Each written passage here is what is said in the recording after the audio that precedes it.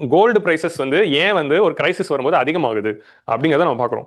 அது ஏன் அதிகமாகுது அப்படின்னா, gold is safe haven asset. Safe ஹெவன்னா என்ன? இப்போ வந்து சடனாக ஒரு எக்கனாமிக் அன்சர்டனிட்டி வருது, மார்க்கெட்ஸ்லாம் டவுன் ஆகுது, வேர்ல்டில் என்ன ஆக போகுதுன்னு தெரியல. ஸோ என்னென்ன மாதிரியான அன்சர்டனிட்டினா 3 விதமான uncertainty: political uncertainty, financial uncertainty and security uncertainty.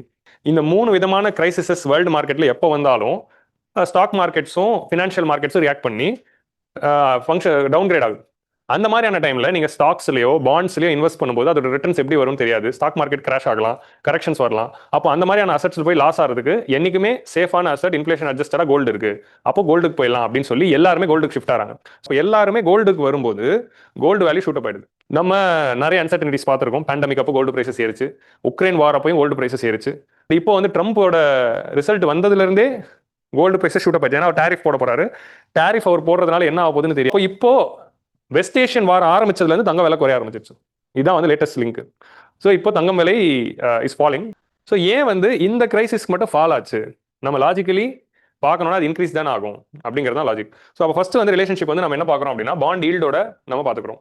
Bond yield interest ரேட்ஸும் கிட்டத்தட்ட டைரக்ட்லி ப்ரொபோஷனல்ஸ் தான். ஸோ நம்ம ஃபர்ஸ்ட் வந்து பாண்ட் ஈல்டு இன்ட்ரெஸ்ட் ரேட்லேருந்து வரலாம்.